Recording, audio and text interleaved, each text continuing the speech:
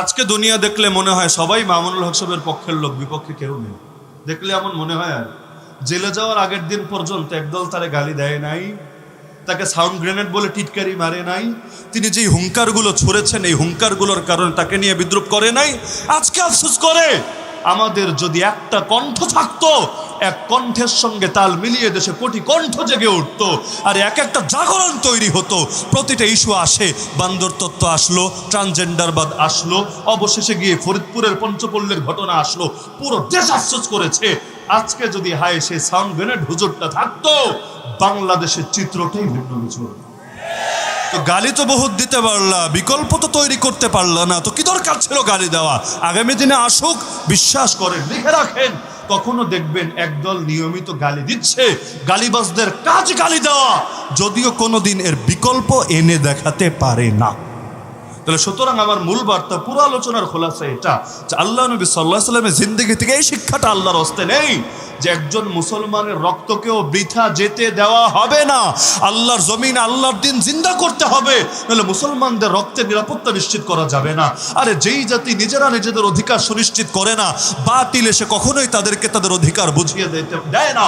সুতরাং যদি চাই কোরআন হেফাজত হোক, আর কোন ঈদের দিন কোন জালেম ঈদগাহে আসা মুসল্লিদের সামনে কোরআন না পড়াক, যদি চাই আল্লাহ নবীর ইজ্জত হেফাজত হোক, দুনিয়ার কোনো কোনাকাঞ্চিতেও কেউ যদি নবীর শানে গালিগালাজ করে, ও তার বেঁচে থাকার অধিকারী হারিয়ে ফেলুক। যেমন আমেরিকার দুশ্মন যারা, ওরা যে দেশেই থাকুক না কেন, ওদেরকে আমেরিকা ছেড়ে দেয় না। গোয়েন্দা বাহিনী পাঠিয়ে হোক অথবা আইন লঙ্ঘন করে হোক, যে কোনোভাবে হোক ওদের উপর অ্যাটাক হানে, ওদেরকে মেরে ছাড়ে। যেমন আফগানিস্তানের বুকে স্বাধীন হওয়ার পরও ওরা একাধিক জনকে টার্গেট করে হত্যা করে নাই, এবং এরপর গর্বের সাথে প্রচার করেছে যে আমেরিকার দুশ্মন যদি মাটির তলে গিয়ে লুকায়, সেখান থেকেও বের করে আমরা হত্যা করবই করব।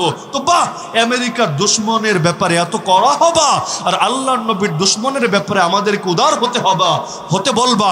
আল্লাহর কসমে এই বেইনসাফি জিন্দগি তো আমরা মেনে নেব না। তো মাজলুমের চোখের পানি মোছার জন্য, আলেম ওলামার ইজ্জত ফেরানোর জন্য, আল্লাহর জমিনে আল্লাহর দ্বীনকে জিন্দা করার জন্য, এমনকি মসজিদ, মাদ্রাসা, মার্কাজ, খানকাহে নিরাপত্তার জন্য আল্লাহর জমিনে আল্লাহর দ্বীনকে জিন্দা করতে হবেই হবে। না হলে বাতিলের আগ্রাসনের সামনে বন্যার পানিতে ভেসে আসা খড়কুটোর মতো আমরা হয়তো হারিয়ে যাব শীঘ্রই। মসজিদের হেফাজতের জন্য ইসলাম জিন্দা হওয়া লাগবে না? মাদ্রাসার হেফাজতের জন্য লাগবে না?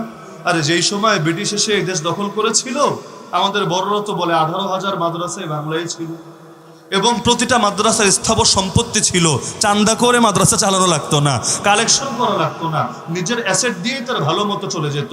একটা মাত্র অর্ডার 18,000 মাদ্রাসার ভবিষ্যৎকে নিশ্চিহ্ন করে দিয়েছিল। আজকে বাংলাদেশে কত মাদ্রাসা গুনে লাভ নাই, কত মসজিদ গুনে লাভ নাই, কত মার্কাজ, কত খানকা গুনে লাভ নাই।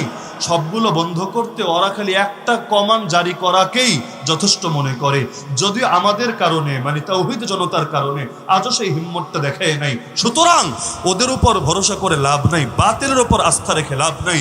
নিজেদের কাজ নিজেদেরকেই করে নিতে হবে। পারবেন তো ইনশাআল্লাহ? পারবেন তো ইনশাআল্লাহ? নাকি আবু জাহালের কাছে গিয়ে আবু লাহাবের বিরুদ্ধে সালিশ দিবেন, বিচার দিবেন? লাভ নাই। ফেরাউনের কাছে হামানের বিরুদ্ধে বিচার দিয়ে কখনো বিচার পাওয়া যাবে না।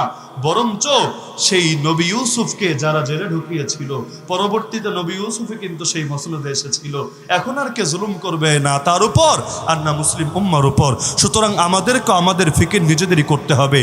বড় আফসোস ওই সমস্ত মুসলমানের জন্য যারা মুসলমান হয়ে সেকুলার কাজকর্ম করেন না। আপনারা করে না? বাংলাদেশের অধিকাংশ মুসলমান সেকুলার রাজনীতির সাথে জড়িত না, মুসলমানরাই তো চালায়। এগুলোকে কাফের মুশরিকরা চালায় নাকি? এরা কোন মুখ নিয়ে হাজির হবে আল্লাহর সামনে?